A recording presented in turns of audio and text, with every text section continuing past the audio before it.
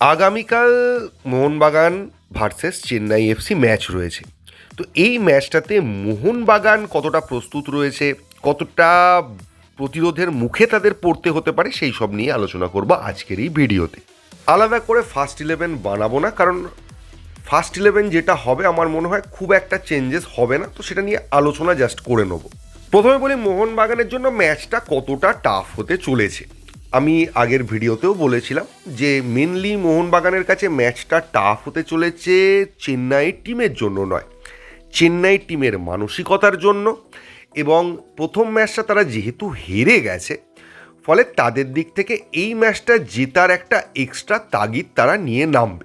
এবং 3 নম্বর এবং সব থেকে ইম্পর্ট্যান্ট বিষয়, মোহনবাগান প্রথম ম্যাচটা যেভাবে খেলেছিল তাতে মোহনবাগান টিমকে ভালোই লেগেছে, ভালো খেলেছে, কিন্তু সেই রকম লেভেলের লেথাল যে সামনে যেই পড়বে তাকে উড়িয়ে দেবে, তছনছ করে দেবে, ছিঁড়ে ফেলে দেবে, সেই রকম কিছু কিন্তু আমরা দেখতে পাইনি লাস্ট ম্যাচে। এবং আমার ব্যক্তিগত ধারণা যে কেরালা ব্লাস্টার ম্যাচের মতো এই ম্যাচটা হবে না। কেরালা ব্লাস্টার ম্যাচটা ডিফেন্সিভ খেলেছিল, তাছাড়া প্রথম ম্যাচ ছিল, আইএসএলে কোন টিম কী অবস্থায় আছে সেই সম্পর্কে কোনো ধারণা কোনো টিমেরই ছিল না।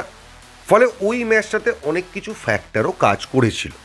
এছাড়া চেন্নাই এফসির টিমকে দেখে যেটা মনে হয়েছে যে চেন্নাই এফসি কিন্তু শুধুমাত্র টুর্নামেন্টে পার্টিসিপেট করার জন্য আসেনি, তাদের মধ্যে একটা কিছু করে দেখানোর তাগিদ রয়েছে, অঘটন ঘটানোর একটা তাগিদ রয়েছে। এছাড়া মোহনবাগানের অ্যাসপেক্ট থেকে যদি আমি বলি, তাহলে আমরা আগেও দেখেছি বিভিন্ন ক্ষেত্রে যে চেন্নাই এফসি ম্যাচটা আমাদের অনেক ক্ষেত্রে মনে হয়েছে যে এই ম্যাচটা তো ইজি, এই ম্যাচটা তো আমরা বেরিয়ে যাব, কিন্তু দেখা গেছে এই ম্যাচটাতে আমরা আটকে গেছি। এবং সেই ম্যাচগুলোর টিমও যদি কম্পেয়ার করে দেখেন যে চেন্নাই এফসির কিন্তু বিশাল আহামরি কিছু টিম ছিল না। দেখা গেছে চেন্নাই এফসি হয়তো পরে প্রচুর ম্যাচ হেরে গেছে, সেরকম ভালো কিছু করতে পারেনি, পরের দিকে শেষ করেছে, কিন্তু মোহনবাগানের কাছে কাঁটা হয়ে দাঁড়িয়ে গেছে। তাই চেন্নাই এফসির বিরুদ্ধে যখনই ম্যাচ থাকুক না কেন, চেন্নাই এফসির টিম যেরকমই থাকুক না কেন, আমার মতে মোহনবাগানের উচিত কিন্তু ম্যাচটা বুঝে খেলা। অন্যদিকে মোহনবাগানের কথা যদি বলি, মোহনবাগানের ক্ষেত্রে ব্যাপারটা এটা হচ্ছে, মোহনবাগান কিন্তু একটা নতুন স্ট্র্যাটেজি, নতুন ফরমেশন নিয়ে খেলছে।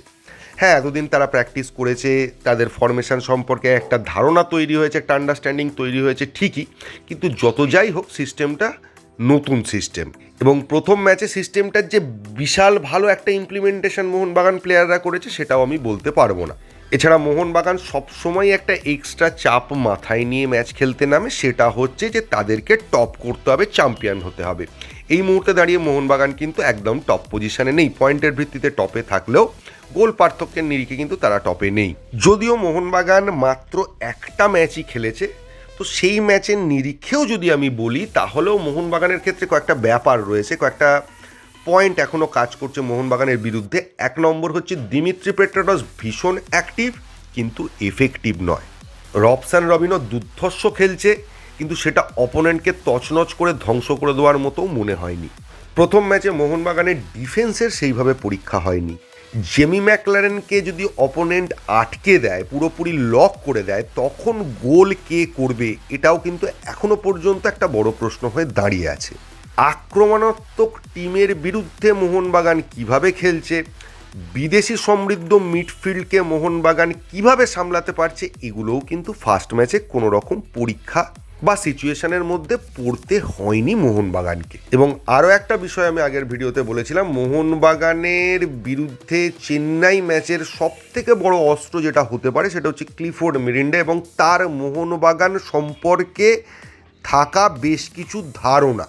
এবং সেটার ওপর ভিত্তি করে যদি চেন্নাই এফসিও কেরালা ব্লাস্টারের মতো যদি 10 জনে মিলেই ডিফেন্স করে, তাহলে সেটা মোহনবাগান চাপে পড়বে। এটা অতীতের প্রচুর এক্সপিরিয়েন্স থেকে আমরা দেখেছি এবং এখনও পর্যন্ত এটা দেখতে পাইনি যে মোহনবাগানের বিরুদ্ধে যখন কোনো টিম 10 জনে মিলে ডিফেন্স করে, তার মাঝখান থেকে মোহনবাগান কিভাবে গোল বার করে আনতে পারে। প্লাস আরও একটা জিনিস আমি ফার্স্ট ম্যাচ বলে বলিনি, সেটা হচ্ছে মোহনবাগানের প্লেয়াররা কিন্তু এখনও পুরো টিমটা 90 মিনিট খেলার মতো ফিট অবস্থায় নেই। প্লেয়াররা প্রথম দিকে 50-60 মিনিট পর্যন্ত দুর্ধর্ষ খেলছে, এটা নিয়ে কোনো অসুবিধা নেই, তাদের ফিটনেসের কোনো অভাব দেখা যায়নি, কিন্তু শেষের দিকটায় কিন্তু তাদের সেই স্পিড বা সেই ফিটনেস দেখা যাচ্ছিল না। তবে পজিটিভ পয়েন্ট অনেক বেশি, এই নেগেটিভগুলোর থেকে পজিটিভ পয়েন্ট অনেক বেশি রয়েছে। লোবেরার মতো কোচ রয়েছে, ওয়ার্ল্ড ক্লাস টিম রয়েছে। এই টিমের যে কোনো প্লেয়ার একদিন জ্বলে উঠলে নিজের দক্ষতায় পুরো ম্যাচ ঘুরিয়ে দেওয়ার মতো ক্ষমতা রাখে। এবং আইএসএল এর অন্য যে কোনো টিমের থেকে মোহনবাগানের অ্যাডভান্টেজ এই জায়গায় যে ম্যাচ ঘুরিয়ে দেওয়ার ক্ষমতা, এটা শুধুমাত্র কিন্তু 11 জন প্লেয়ার নয়, যারা রিজার্ভ বেঞ্চে রয়েছে প্রায় সেম টু সেম রিপ্লেসমেন্ট এদের প্রত্যেকের আছে। এবার মোহনবাগানের কিছু কিন্তু দুর্বলতা রয়েছে এখনো পর্যন্ত প্রথম ম্যাচে, সেটা হচ্ছে মোহনবাগানের যেটাই অ্যাডভান্টেজ সেটাই মোহনবাগানের দুর্বলতা। আমি আগেও বলেছিলাম যে মোহনবাগান টিমটা কিন্তু উইং নির্ভর খেলার ওপর ভিত্তি করে দাঁড় করানো, এবং উইংয়ে বেশি অ্যাটাক করবে মোহনবাগান এবং উইংগুলো সব থেকে বেশি সচল থাকবে, এটাই কিন্তু স্ট্র্যাটেজি। কিন্তু এখানেই মাইনাস পয়েন্ট রয়েছে। প্রথমত হচ্ছে লিস্টন উল্টো দিক থেকে খেলছে, এবং রবসান রবিনো এবং সুভাশিস বোস যখন খেলছে লেফট সাইড দিয়ে, তখন আমরা এটা এক্সপেক্ট করতেই পারি না কেউ একটা সেই মারাত্মক স্পিডে রান নেবে আর সেখান থেকে গিয়ে একটা ক্রস তুলবে এবং সেখান থেকে যেই ম্যাকলারেন গোল করবে বা অন্য কেউ গোল করবে। এবং একইভাবে সুভাশিস হয়তো উঠে ওই পর্যন্ত স্পিডে যেতে পারবে, কিন্তু যদি কোনো কারণে বল স্ন্যাচ করে নেয় অপোনেন্ট, ব্যাক করতে পারবে না। আর রবসান রবিনোর খেলার স্টাইলটা ওরকম নয় যে সাইড লাইন দিয়ে অনেকটা রান করে গিয়ে একটা ক্রস তুলবে। তবে এটাও মজার বিষয়, যদি অপোনেন্ট মনে করে আমাদের লেফট সাইডটা উইক আর ওইটা দিয়েই অ্যাটাক করব, সেটা কিন্তু অপোনেন্টের একটা বড় ভুল হয়ে যাবে, কারণ ওই দিক থেকে অ্যাটাক করতে গেলে বল অনেক বেশি স্ন্যাচ হবে এবং অ্যাটাকগুলো নষ্ট হয়ে গিয়ে কাউন্টার হয়ে যাবে। তবে মোহনবাগানের সেন্ট্রাল মিডফিল্ড এবং সেন্ট্রাল অ্যাটাকিং মিডফিল্ড এই দুটো পজিশান ছাড়া বাকি পজিশান ব্যালেন্স জায়গাতেই আছে। ফলে আশা করা যায় যে চেন্নাইকে হারাতে মোহনবাগানের খুব বেশি কিছু সমস্যা হওয়ার কথা নয়।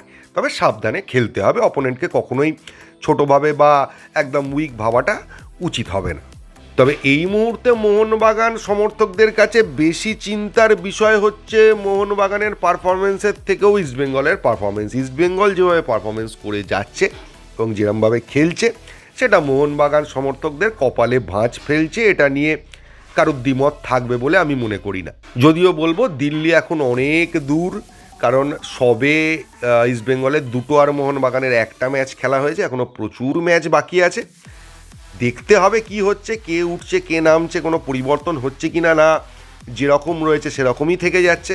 তো এই প্রশ্নগুলোর উত্তর সময় দেবে এই ভিডিওতে। এইটুকুই, থ্যাংক ইউ, ধন্যবাদ এবং জয় মোহনবাগান।